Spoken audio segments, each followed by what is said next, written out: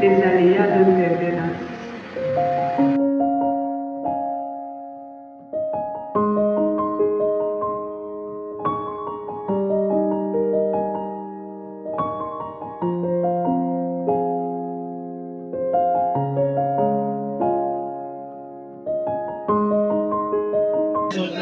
Le mariage, l'Éternel l'a prévu pour être un paradis sur terre. Et à cause de l'ennemi qui se lève, les gens souffrent dans le mariage. Et l'Éternel a besoin qu'on puisse se rapprocher de lui pour pouvoir jouir de quoi? Du bonheur dans le mariage. Qu'on puisse mettre en pratique la parole de l'Éternel. Qu'on puisse mettre en pratique les enseignements que nous recevons soirée après soirée. Ce soir, vous voyez, on disait que si tu sais que tu es en danger, c'est que quoi? Le diable s'attaque tellement à ce point. C'est-à-dire que c'est chaque fois à l'heure où ça doit commencer que la pluie déclenche. Et aujourd'hui, particulièrement, jour de ma présentation, elle a disparu dans mon action. Et pendant que je viens, il y a la roue qui s'est coupée en deux devant moi. Je ne sais pas pourquoi on avance. Et au moment où je me dis, ok, je descends de la voiture pour trouver un moyen d'arriver ici, la pluie commence. Et j'ai dit à Dieu, si tu es Dieu, je vais arriver ici et je vais prendre la parole. Amen.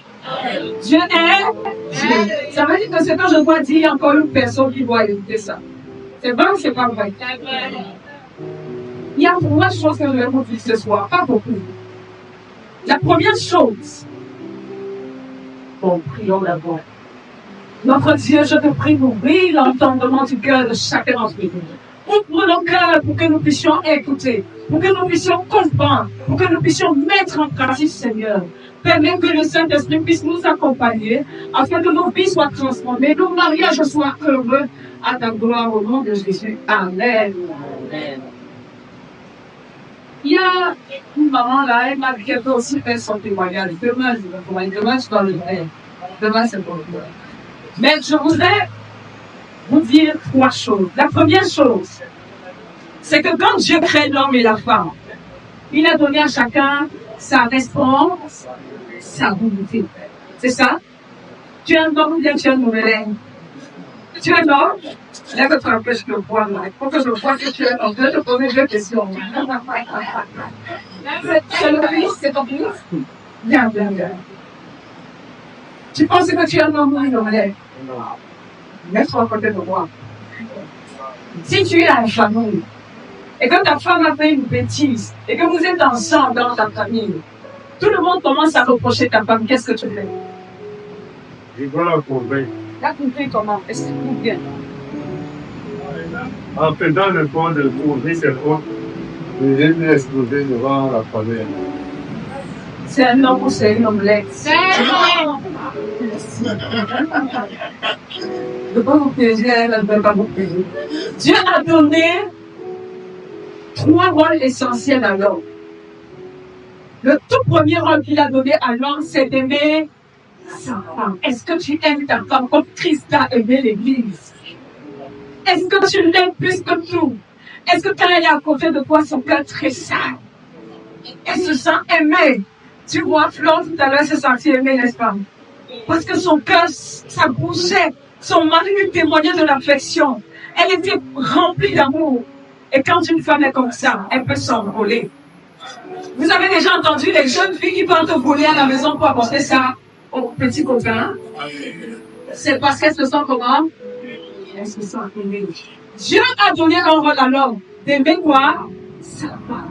De l'aimer et de l'aimer encore. Et l'amour de Dieu couvre les fautes ou pas? L'amour de Dieu couvre les fautes. Est-ce que vous savez que quand vous aimez, vous voyez moins les défauts de la personne? Mais quand vous n'aimez plus, la personne touche, ça vous énerve. C'est-à-dire que si la personne touche, vous allez trouver que la personne a mal touché. Mais quand vous aimez, si la personne enlève ses chaussures, vous allez dire, ah là là, elle enlève ses chaussures, que c'est bon. L'amour. En fait, vous vous souvenez de ce qu'on a dit le premier jour? Dieu vous prête quoi? ses yeux pour voir son enfant. Parce que Dieu ne nous regarde pas avec tous nos défauts. Il nous regarde comme il souhaiterait que nous puissions être. Et c'est ça qu'il veut que vous puissiez avoir comme regard.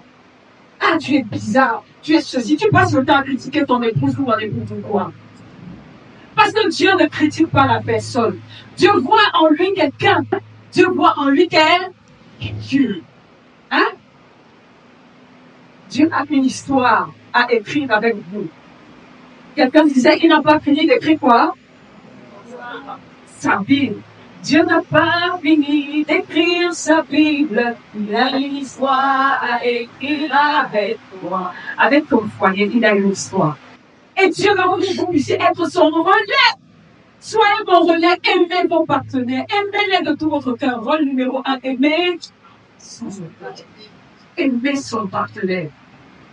Rôle numéro 2, merci. Tu t'appelles comment? Rostam, merci. Protéger son épouse.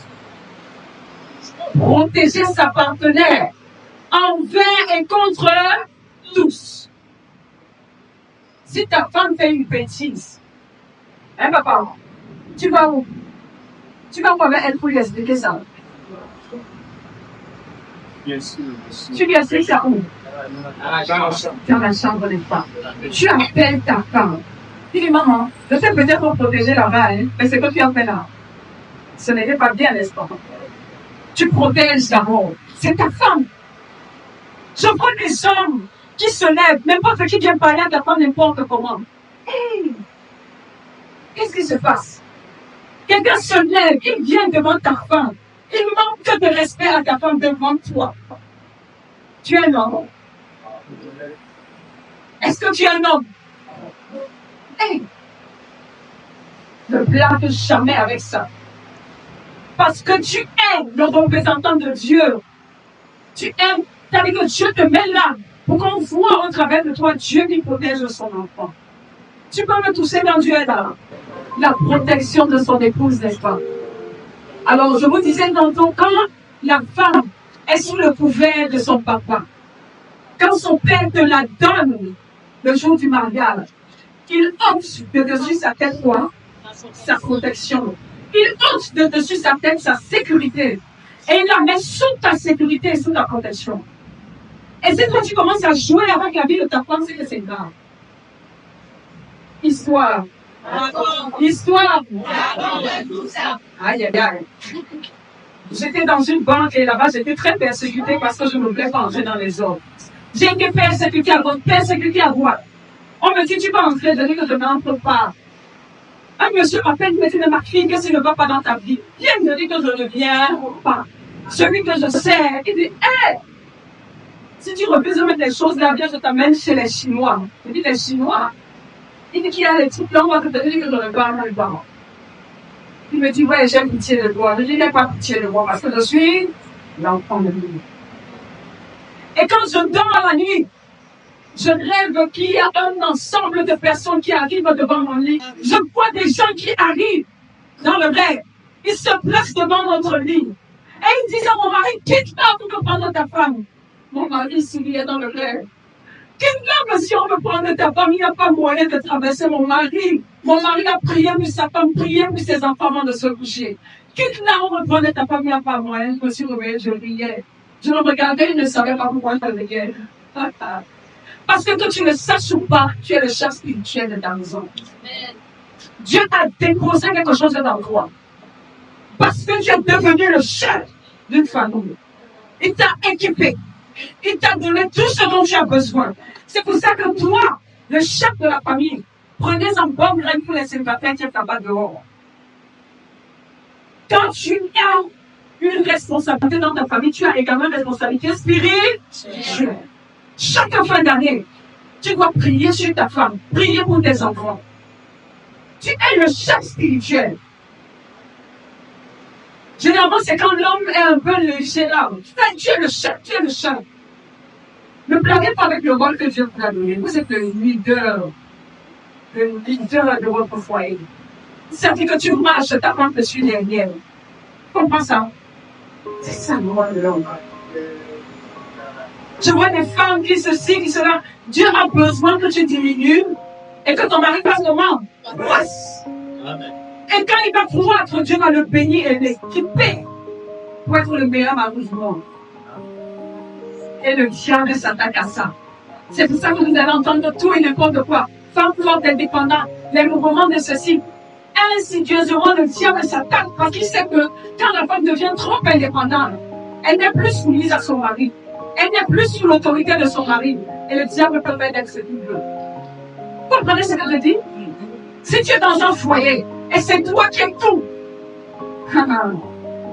Dieu ne t'a pas donné ça. Vous vous rappelez celui qui est parti essayer d'arrêter l'arche qui voulait tomber? Dans la Bible, il y a le peuple de Dieu qui marchait. Et il y a l'arche de l'Éternel qui était un sorte de lieu où l'Éternel se glorifiait. Il y a l'arche de l'Éternel qui était là. L'arche a essayé de tomber. Dieu avait dit que seuls les sacrificateurs et les lévites devaient toucher l'arche. Et voilà qu'Isaac qui regarde et qui dit, ah, l'arche de Dieu va tomber. Il est parti mettre ses mains, Dieu l'a frappé, il est mort. Qui t'a demandé de mettre la main? Mais je voulais aider. Qui t'a donné ce rôle? Mon ami cher homme, tu n'es pas une femme, tu es l'homme. Quand Ève a péché, Dieu est venu vers qui? Il est venu demander à Ève d'abord. C'est lui-même qui a envoyé Dieu vers Ève. Hein? Il a dit que pardon, on va voir la France. Mais Dieu est venu dire à qui? Adam, qu'est-ce qui s'est passé? Il a dit, Adam, qu'est-ce qui s'est passé? Parce que c'est toi le chat. Si tu inverses ça dans ton foyer sera blanc que banane. Pas comme ça. Tu ne peux pas savoir d'où vient le problème. Mais vous êtes bizarre parce que je ne peux pas vous payer. Dieu a besoin que les choses soient ordonnées. Dieu vous dit, l'homme est le chef de la famille. L'homme est l'autorité. Moi, je vais l'équiper. Mais je l'équiperai parce qu'il sera sur le chemin en train de marcher sur la voie que je lui ai donnée. D'accord? Quand il sera en train de prier pour ses enfants. Parfois, ton enfant tombe comme ça. Toi, lève-toi dans la prière. Avant de courir, mets d'abord la main sur ton enfant. Père, au nom de Jésus, je t'en prie, guéris mon enfant et que rien de mauvais n'arrive. Tu portes ton enfant maintenant, tu le passes. Tu es le chef. Et si toi, tu as des enfants et que tu es une femme et que tu n'es pas encore mariée, fais ce rôle sur les enfants. Prie beaucoup avec les enfants. Mais quand tu es mariée là, même si toi, la femme, tu es le ministère de la prière, prie pour ton mari, prie pour tes enfants. Mais quand il s'agit de prendre l'autorité de la maison, laissez l'homme faire ça. D'accord? Laissez l'homme faire ça. Parce que Dieu va vous laisser avancer, mais vous allez avancer avec beaucoup de souffrance. Est-ce que vous savez que moi, je suis passée madame? Mon mari voyageait beaucoup à un moment. Et quand il voyageait, c'était au début de mariage, les 6 premières années de notre mariage sur nos 20 ans. Il voyageait. Et puisqu'il voyageait beaucoup, j'étais le père et quoi? La reine de l'enfant. Un jour, alors que je suis en train de prier, Dieu me dit maintenant, ça suffit. Il dit, hey, Dieu me dit, il me donne l'histoire de Jean-Baptiste. Il faut qu'il fasse comment? Il croit, c'est que je fasse comment? Que je dis. Et j'ai dit à le Seigneur. Mais il n'est pas là, Dieu m'a dit, je ne t'ai rien. Je me suis même baptisée avant lui, Dieu dit, je ne t'ai rien. C'est moi qui ai choisi le nom de la foi de mon âme. Hein? Quand j'ai commencé à diminuer, j'avais mal. Ceux qui sont dans cette situation peuvent comprendre. J'avais mal. J'avais mal parce que parfois je voyais des choses. Et je savais que il faut peut-être en fait des décisions. Ils ont fait ceci, le temps qu'on a bien après, ils ont fait quand même comme Dieu. Pour rester calme, c'est compliqué. J'ai appris à diminuer. Et quand il est sorti, je vous assure, le mari que j'ai épousé, ce n'est pas le même. Quand il s'est déployé, j'ai regardé l'homme. Hey! Donc, quelqu'un comme ça était caché derrière l'enveloppe. Laissez l'homme jouer son rôle. Donc, chers hommes, prenez à cœur votre.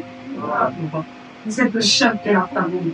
Vous devez couvrir votre femme, couvrir vos enfants. Si on vous attaque, la Bible dit que si on t'attaque, l'Éternel te défend. Et si toi, on attaque ta famille, tu défends ta famille. Tu as vu tes épaules, comment c'est là? Les épaules des femmes sont un peu plus petites des fois.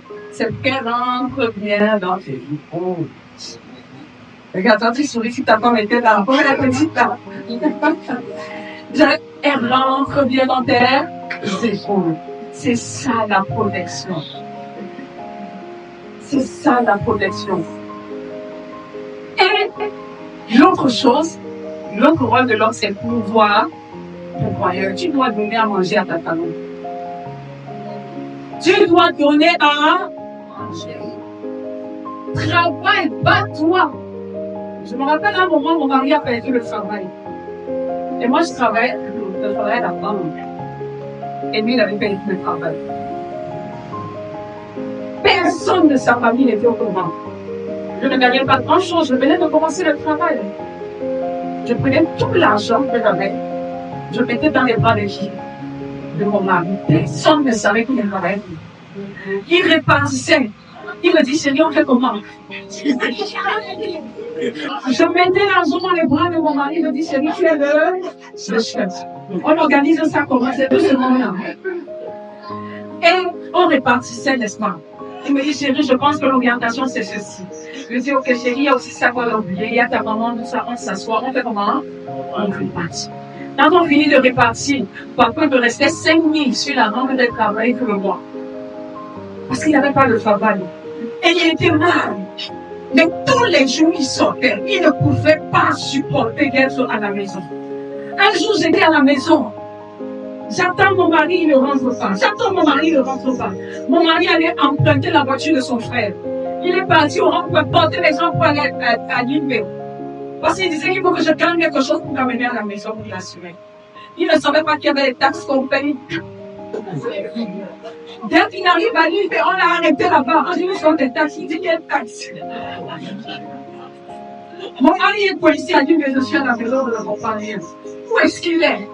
Il me dit, mon Dieu, j'ai vu la bande de fruits, il ne manquait pas de nourriture. Me voici. Tu es le pouvoir.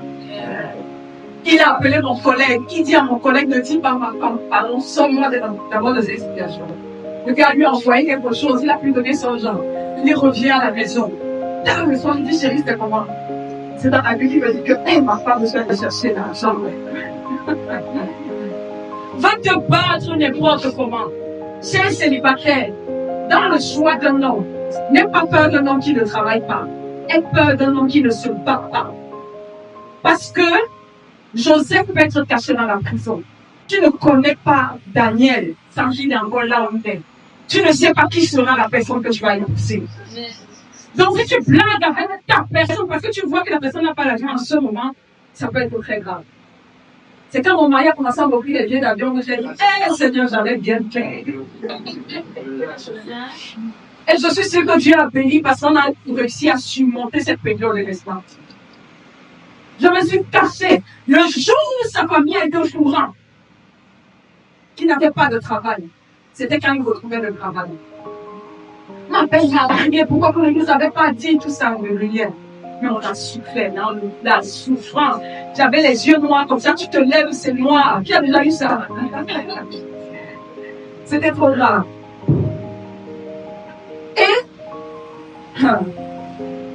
mon mari dit souvent, Jean, à cause du respect que ma femme m'a donné pendant cette période-là, même si j'ai l'argent comment, je pense pouvoir à ma femme. D'accord? Chers femmes, vous avez compris? Chers hommes, vous avez écouté votre rôle. Si ta femme gagne, tu gagnes. Prends soin. Donne l'argent à ta femme, donne l'argent de poche, c'est toi l'homme.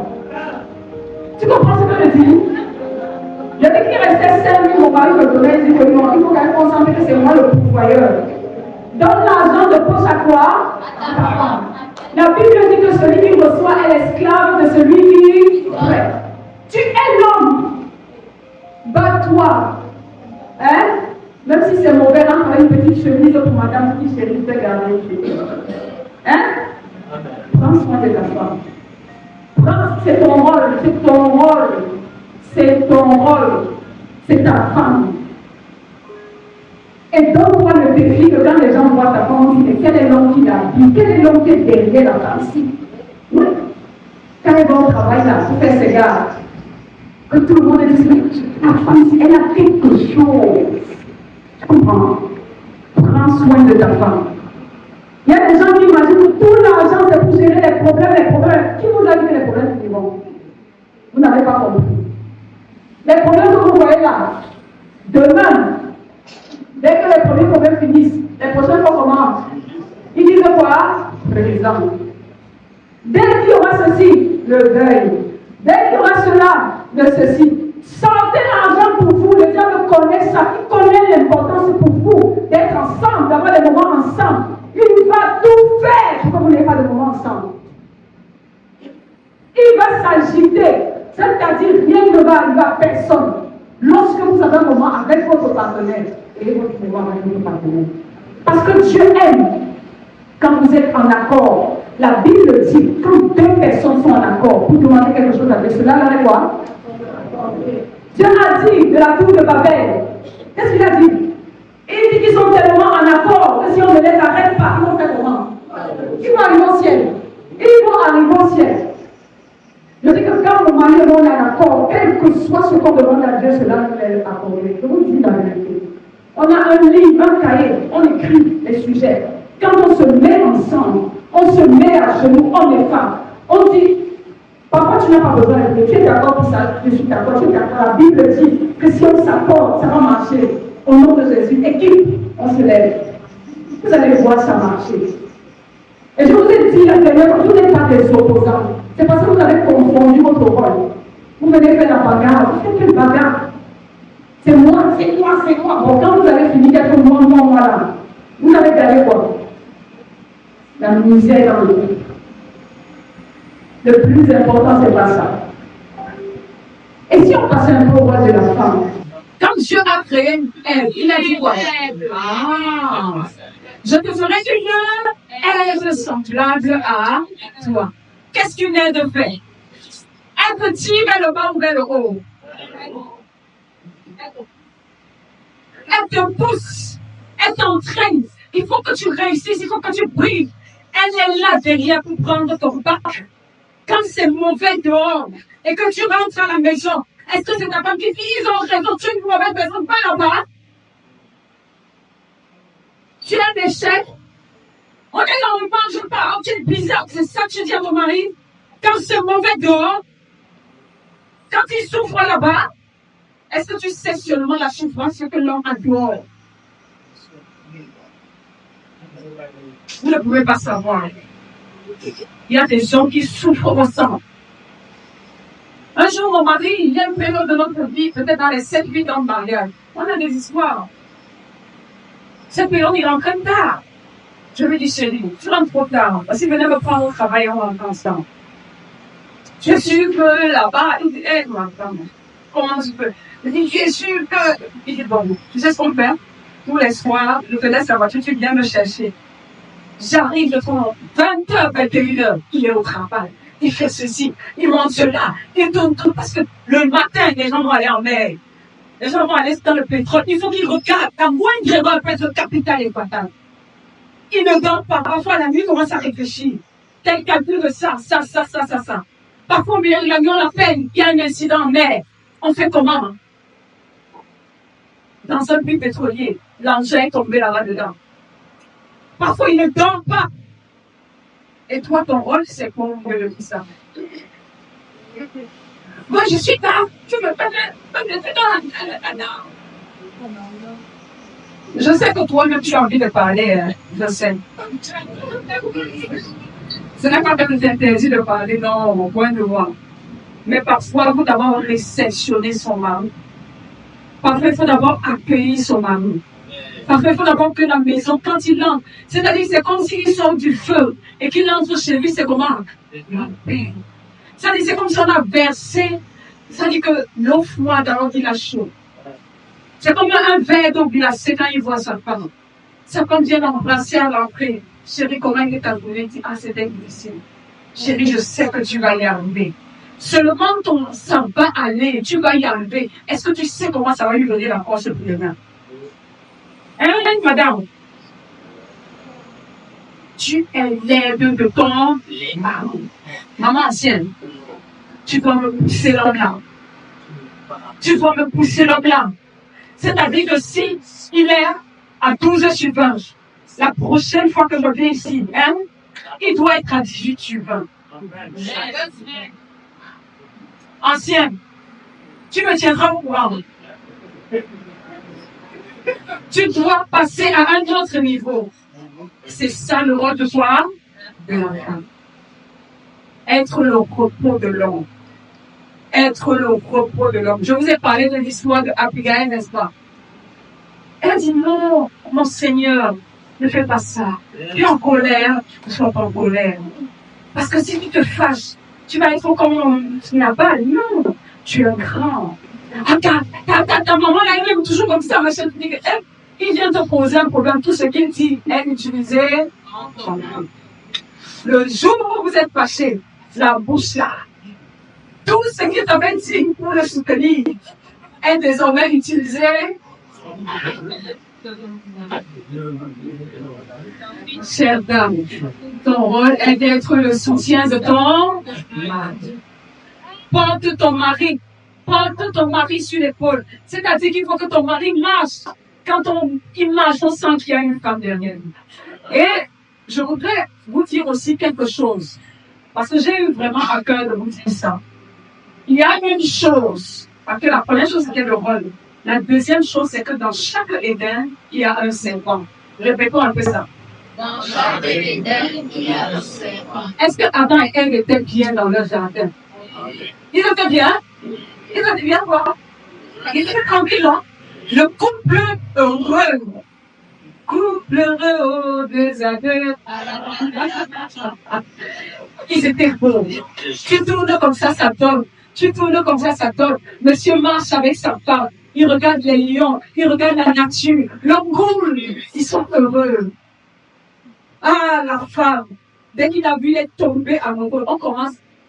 Il ne peut jamais dire que l'amour ne compte pas. La traite physique aussi, ça compte. Ça, c'est une vue dans la façon. Mais il regarde sa famille, il est fier. Mais dans le jardin d'Éden, il y avait quoi? Qu'est-ce que le serpent a utilisé? Le serpent, même en tant que tel, c'est un bel animal, n'est-ce pas? Mais, non, c'est un bel animal. Le serpent était un bel animal.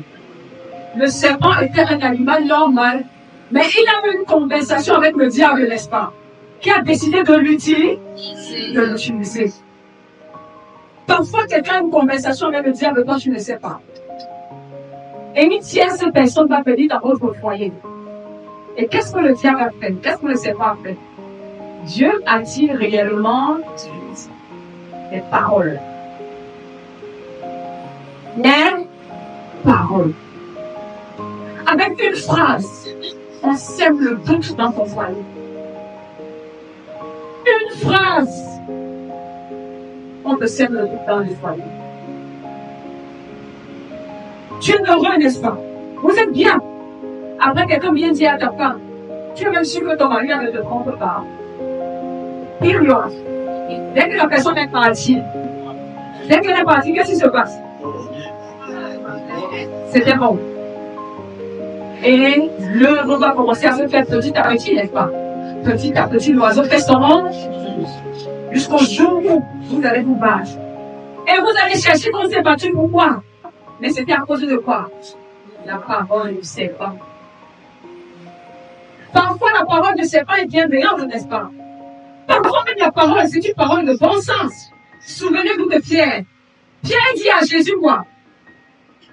Jésus dit, ah, je vais souffrir. Pierre dit à Jésus, tais-toi. Comment tu peux dire une chose pareille? D'ailleurs, je suis ton grand frère. Jésus se retourne et dit quoi? Arrière-moi qui était Pierre pour Jésus? Il était au-delà de son disciple. C'était l'un de ses amis. Parce qu'il est parti chez Pierre. Il la laisse manger chez Pierre. Il a guéri la belle-mère de Pierre au papa. C'était son ami. Quand il finissait de faire partie des disciples, il y avait toujours trois autour de lui ou pas? Est-ce que Pierre était là? Pierre était là à côté. Il était comme le leader des autres, mais il était l'ami de Jésus, toujours à côté de lui. Mais c'est lui qui a dépassé la partie spirituelle qu'il n'avait pas compris pour regarder la partie humaine, n'est-ce pas? de l'histoire. Est-ce que vous voyez ce que je dis là? Avec la partie humaine, peut-être qu'il avait raison. Hein? Quand on regarde humainement, peut-être qu'il avait raison. Comment tu peux dire une chose pareille? Mais lui, il avait reçu une parole de qui? Du Seigneur. J'ai reçu que cette personne, c'est mon mari. J'ai reçu que cette personne, c'est ma femme. Peut-être parce que l'Éternel a permis qu'on puisse coller, tout. Et voilà, on s'est marié et que quelqu'un vient te dire. Tu ne vois pas que ta personne est irresponsable. C'est la voix de qui? Parfois, c'est vrai, non? Mais quelle est la conséquence sur la compagnie? Dans chaque état, il y a quoi? Faites très attention aux paroles. Faites hyper attention aux paroles. Parce que si le diable ne réussit pas à vous avoir, il va utiliser une personne. Et c'est souvent une personne très proche. Vous pensez que les gens qui trompent la femme, là, ça a souvent commencé comment? Ancienne. Ça a souvent commencé comment? Un ami, non. Parfois ton meilleur ami, non. Au travail, vous êtes ensemble. Et il te dit quoi? Il te dit que un homme peut rester comme ça, à cause. Dès qu'il a dit ça, qu'est-ce qui se passe? Tant. Et quand tu arrives le jour-là, ta femme t'engueule. Et le diable, ça. Tu arrives le lendemain, elle t'engueule. Et puis tu dis, monsieur, le lendemain, il envoie une secrétaire. Venez comme ça. Parce qu'il sait que tu es en danger. Il sait que ton cœur est comment? Fragilisé par une parole. Est-ce que vous comprenez bien ça? Et parfois, ce sont les paroles des personnes qui nous sont proches. Qui nous sont comment? Très proches parfois. Le diable n'utilise pas. Tu penses que quand il est venu voir elle, s'il était venu en habit de diable, elle allait l'éviter? Il n'allait l'éviter. Le serpent est un bel animal. Dieu lui a enlevé les pattes et tout, après le déchirement. Bas. Et Dieu savait que le diable était parti participer, que le serpent avait accepté de passer, qu'on passe par lui. C'est pour ça qu'il demande à l'autre, il demande à l'autre, il ne parle, il est souvent pour lui. Il dit que mon ami, comme tu acceptes, tu ne sais jamais quelle personne s'est laissée utiliser. Tu ne sais jamais d'où ça part. C'est pour ça qu'il faut éviter le commérage. Hein. Parfois, c'est le diable qui veut détruire une personne. Hein? Il lance une parole de commérage. Ça commence à faire comment? Voyager pour détruire la personnalité de la personne. Et empêcher peut-être que la personne vienne prêcher ici. Parce qu'il se rend compte que cette personne est très puissante dans son truc. Et il veut détruire la personne pour empêcher le défi. Il parle à quelqu'un, il commence à voyager l'information. Hein? C'est un outil qui se passe même dans notre sphère aujourd'hui. Hein? En politique, on vient, vous n'avez pas réalisé, on lance une parole. Wangé n'était pas ceci. C'est bon. Qu'est-ce qui se passe après? C'est une arme du diable, une arme fatale. Si tu ne comprends pas, tu vas être détruit dans mon foyer. Peut-être que ma mère avait raison, hein. Peut-être que mon frère avait raison, peut-être que mon pasteur, même le pasteur, je peux l'utiliser. Et peut-être, c'est pour ça qu'il faut rester focalisé. Il faut être très, très, très dans la prière. Et focaliser sur ce que tu penses que Dieu t'a dit dans la prière. D'accord? Parce que sinon, le diable peut t'amener et à gauche, et à droite. Il faut faire très attention. Ça, c'est une grosse parole que je voulais vous dire. Et la dernière chose que je voulais vous dire pour ce soir, et je ne sais pas pourquoi Dieu me met ça à cœur, c'est que l'une des choses qui est importante dans un foyer, c'est le repos en famille. Est-ce qu'on peut répéter ça? Le repos. Tu peux travailler, monter, descendre, mais Dieu dit qu'il faut faire comment? Quand Dieu a fini la création, est-ce qu'il y avait le péché? Qu'est-ce qu'il a créé après la création? Le repos. Le repos, n'est-ce pas? Il a fini de créer. Il a dit, moi Dieu, je me repose. Est-ce que Dieu avait besoin de se reposer? Non. Et il dit, toi, fais la même une fois par semaine. Une fois par semaine. Prends le temps pour faire comment? Te reposer. Et ce moment de repos est bénéfique pour ta famille. C'est un moment que tu vas passer avec ta femme et tes enfants, à contempler la nature, à louer Dieu. Prends ce moment de repos. Ce n'est pas utile d'être occupé 24 heures sur 24, même le jour du repos.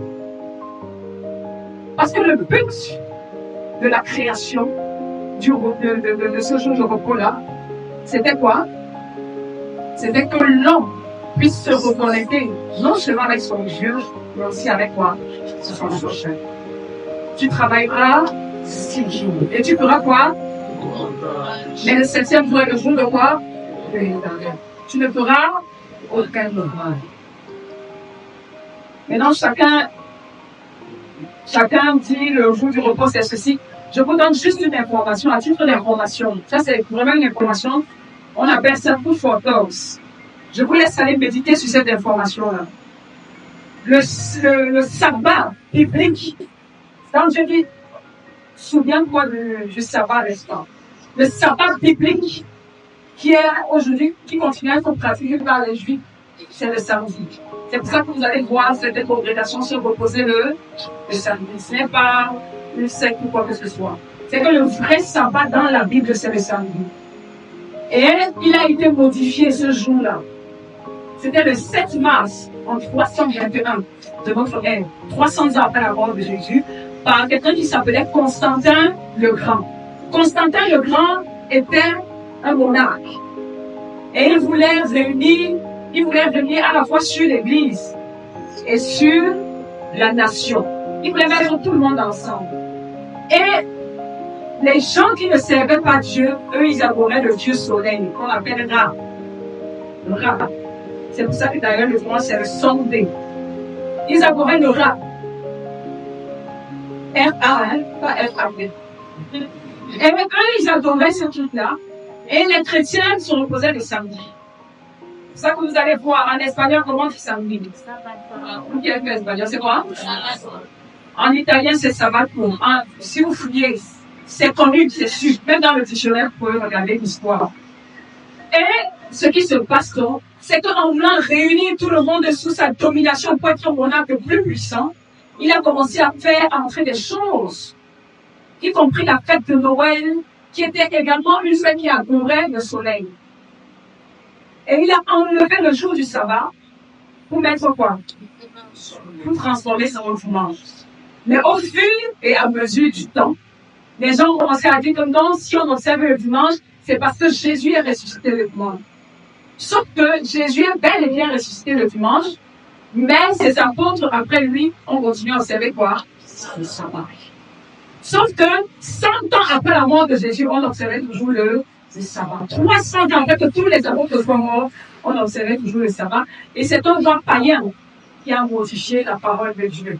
Aujourd'hui, on peut trouver. Il y a un verset dans la Bible où on dit, il y a un nouveau repos pour le peuple de Dieu. Oui, c'est une symbolique du repos lorsque Jésus reviendra. D'accord?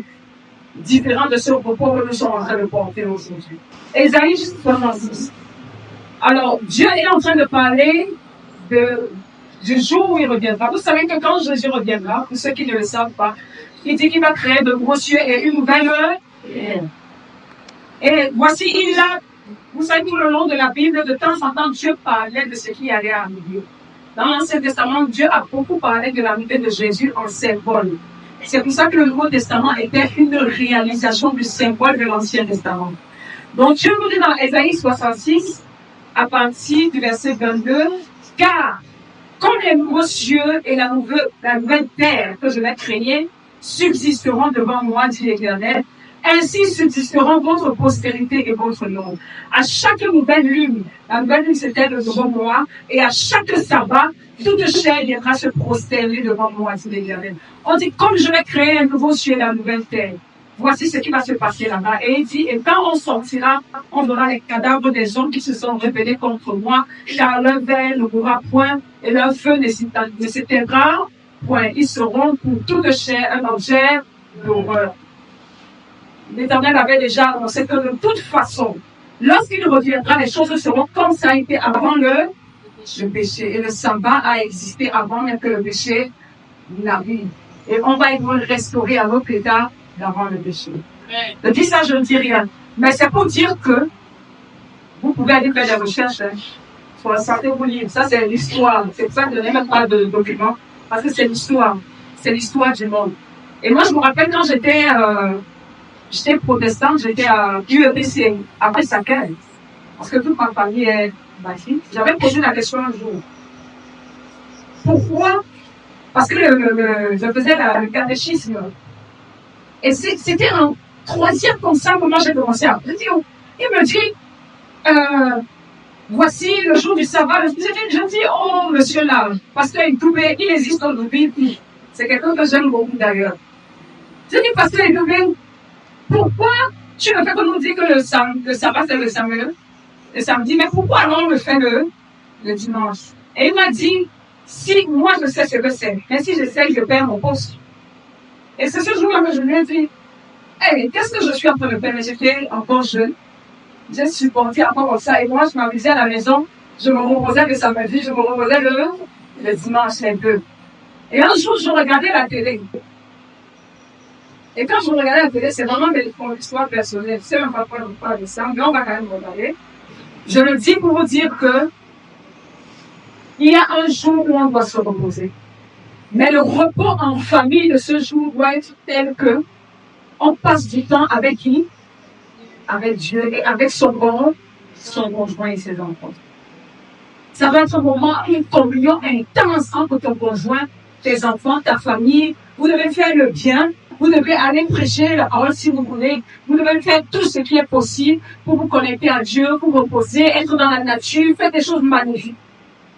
Le sabbat, là, ce n'est pas le jour où vous allez aller à l'église, travailler jusqu'à ce que quand vous rentrez, n'est-ce pas? Vous vous couchez, il n'y a même plus de force pour prendre soin de votre mari ou de votre femme. Il faut un jour en famille où vous allez rester avec vos enfants. L'enfant saute sur ton ventre, n'est-ce pas? C'est ça ou c'est pas vrai? Que l'enfant peut te raconter sa sœur, sa semaine. Voici ce que j'ai vécu aujourd'hui, papa. Et ce jour-là, tu te déconnectes de tout. Tu es avec tes enfants, avec ta femme. Tu ne pars même pas pointer. Tu ne pars pas pointer. Tu travailleras 6 jours. Tu te reposeras le 7e jour. Repose-toi. Repose-toi et que ce soit un moment privilégié avec ton partenaire. Dis à ton voisin, le repos en famille. Dis à ton voisin, dis qu'on te reposer en famille. Il faut te reposer en famille. Il faut te reposer en famille. Laisse les marches. Laisse les marches. Reposons-nous en famille. Hein? On ne connaît plus la différence entre ce jour. Regardez, les gens qui vivent le plus ensemble. Il y a un petit groupe. Ils sont à Loma Linda aux États-Unis. Et il y a également les Sikhs. Ils vivent longtemps. Ils vivent longtemps. Et on a fait des études sur eux. On s'est rendu compte de cette déconnexion, ce repos-là. Ça régénère le corps tout entier. Et ça permet de gagner des années de vie supplémentaires. Et j'étais incroyablement surprise parce qu'un monsieur avait compté le nombre de repos. Le jour de repos de la vie de quelqu'un de sur 70 ans, ça donnait à peu près 7 ans. Et on avait dit que cette tribu-là donnait 7 ans de plus que la moyenne dans le monde. C'est-à-dire que pour chaque jour, tu t'arrêtes, tu te reposes. Ce qui se passe, c'est que tu fais comment? Tu te ressources. C'est comme un appareil de temps en temps, il faut faire comment? C'est ton ordinateur de temps en temps, il faut faire comment? Et celui qui a créé l'être humain, quand il a fini de créer, il a dit quoi? Pense à te reposer doucement. Je sais que tu as besoin d'argent. J'en donne autant mon bien-aimé pendant son sommeil. Doucement. Prends soin de ta femme. Elle a besoin de toi. Prends soin de tes enfants. Ils ont besoin de toi. À quel moment tu prends soin d'eux? Puisque tout le monde le matin, tout le monde, je parle, je dis, oh, Bilal, laisse-moi, tu es tout le temps de partir, tu des sentiments. Et, faut te repose. Alors, je suis très contente de me laisser confiance pour ce soir. J'ai décidé d'être très, très rigoureux par rapport à l'heure qu'on me donne. J'espère qu'il prend l'engagement de se reposer en famille, derrière la main, d'améliorer son revenu en famille. Il y a un temps pour toutes choses, n'est-ce pas? Il faut se reposer en famille. Le repos est important. Et la deuxième leçon qu'on a vue aujourd'hui, c'est qu'il faut faire quoi? Faites attention aux paroles. Parce qu'il y a un serpent dans chaque éveil. Et la troisième chose qu'on a vue, prenez votre rôle au sérieux. On va faire une prière ce soir spéciale pour que toutes ces choses-là soient scellées au nom de Jésus.